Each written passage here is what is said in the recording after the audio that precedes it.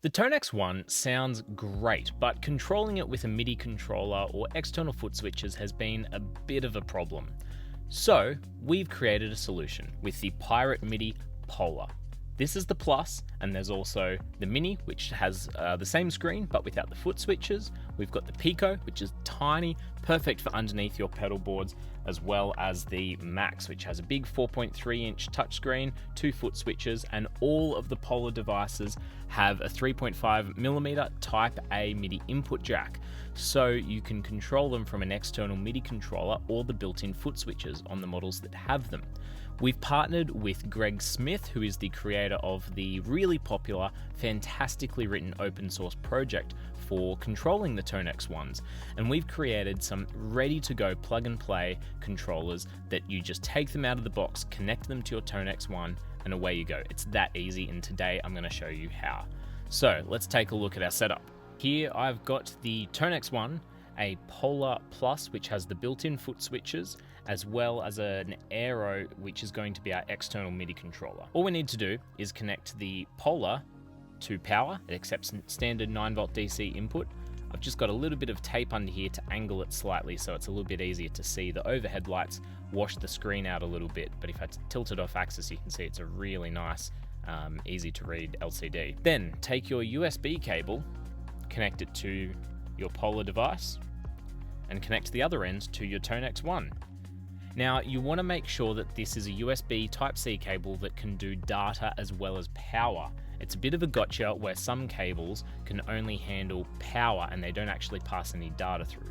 And you can see our Polar has recognized our ToneX One, has brought up the current preset, the names and the parameters, and out of the box with the built-in foot switches, we can scroll through our presets. Easy as we can go up, we can go down, no worries. You can also assign the foot switches to control various effects and parameters. They don't have to be just preset up and down.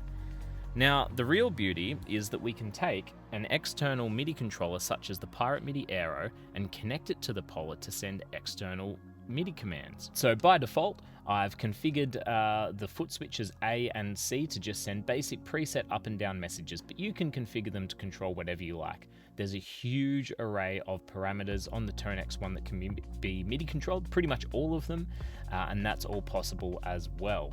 So take a 3.5mm cable, plug it into your MIDI controller.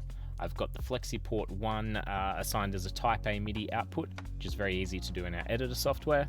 And we connect the other end to our Polar. And away we go.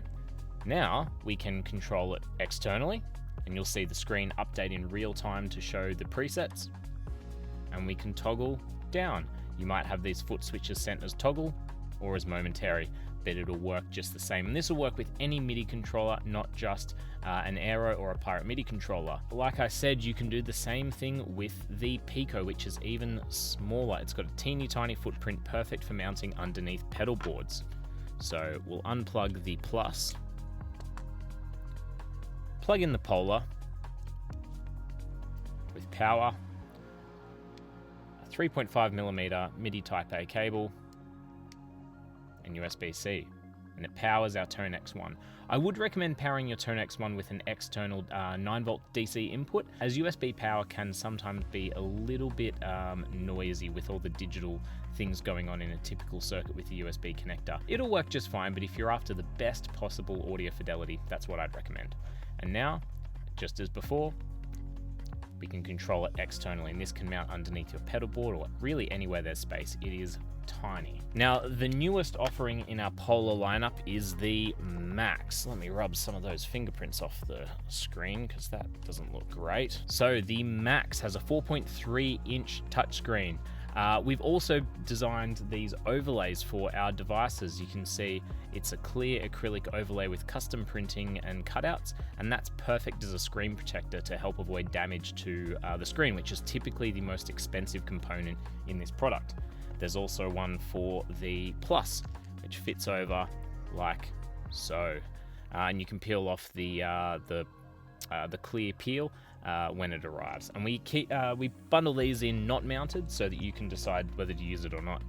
So using something just to mount that up here, we can connect our 9V DC power, And the Max also has a MIDI output so that for future feature updates, it can control other devices, not just via USB. All right, we'll connect our USB cable. There we go. You just plug it in, connect, and away you go. So we'll be doing plenty more content on the Pirate MIDI Polar.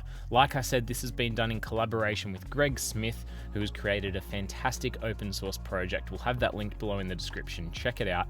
And if you'd like to build your own, we've made the manufacturing files for these openly available on our GitHub page. So that's the 3D printed enclosure, the overlay design, as well as the PCB files you can send to your PCB fab house of choice. If you'd like to build your own, it's a pretty well designed product and enclosure to save you some extra time and hassle. But like I said, these will be able to just take them out of the box, connect them to your ToneX One, and away you go. It couldn't be any easier, guys.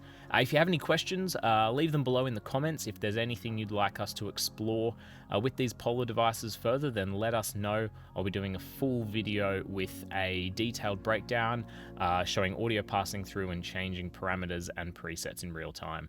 So that's all for today. See you later.